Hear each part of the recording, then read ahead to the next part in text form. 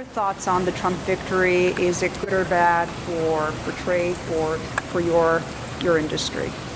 Well, I think it's excellent for the steel industry. I mean, finally, after decades of abuse and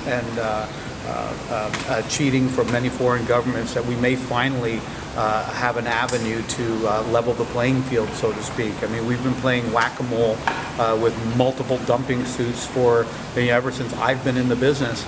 And you're talking about an industry in the U.S. and Canada that is brutally efficient. I mean, the U.S. invented thin slab casting and other things. So, this isn't a labor-intensive business. There's no reason that this business shouldn't thrive here with the natural gas costs we have, the fantastic iron ore, the great workforce we have, the technology, but we're constantly being bombarded by people wanting to gain access to our currency and manipulating their currency to trade unfairly. Are you happy to see TPP essentially I think die? TPP is an absolute disaster. It's an absolute disaster. I mean, you're basically selling our country to other countries that, again, like I stated earlier, have no labor laws, no environmental laws, no pension, low wages. They abuse their workers. And if you're going to compete with that, there's no chance. Do you welcome a rewrite or a review of NAFTA? Yeah, look, I think things need to be reviewed always from time to time. I mean, we do a business plan every year. We have a 1-year plan, a 3-year, and a 5-year plan, and you review those. And times change. So I don't view it as any threat whatsoever to review a trade policy with the U.S. and Canada for reasons such as things have changed. Canada has never been threatened by the U.S., and the U.S. has never been threatened by Canada. The jobs that we lost here in Canada went to Mexico or China, and the jobs that the U.S. lost went to Mexico or China. The U.S. hasn't lost many jobs to Canada. There have been some areas of contention, softwood lumber and a few of these things, which probably need a review. And you need to go take a look at these things as times change, and other various industries. But I don't view it as a threat at all. I think it's welcome. Isn't there also, though, the possibility that that protectionist measures that might stem from a Trump administration could extend to Canada, could extend to your ability to export to the U.S.? I don't fear that, because protectionist measures are usually exercised against countries who have dissimilar structural makeup than you do.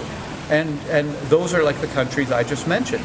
When you pay workers $2 an hour, when you have no human rights, when you have no environmental, you don't have running water, when you persecute people, when you don't have proper energy and other things that are infrastructure made to make a product, and you're competing against that, those are not similar countries. You can't have fair trade with that. All right? It's inevitable that product will leave your country. Canada and the U.S. are very similar. Taxes are very similar.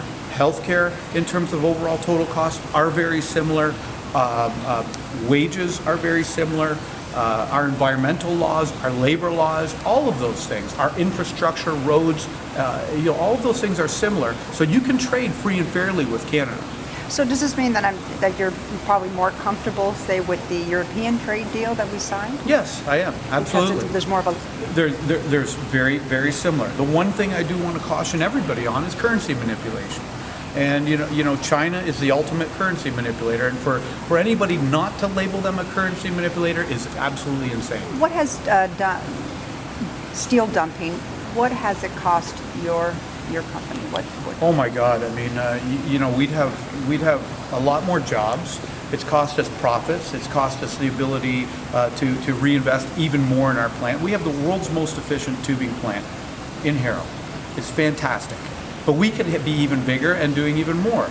You've also got companies in Canada that have been through multiple bankruptcies in U.S. Steel Canada, which is Stelco, and Algoma.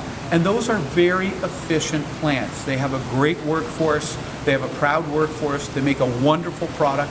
They invested in it, but they've been hammered by illegally traded imports. And look what it's done. You're talking about communities that are being ravaged. Right? You've got people that are out of work. You've got pensions that are now being borne by the government. And you've got tremendous uncertainty for business who rely on them, who want to invest here and want to access their products. They're not sure if they're going to be here. So consequently, they don't come here. They go elsewhere where they have a sure supply.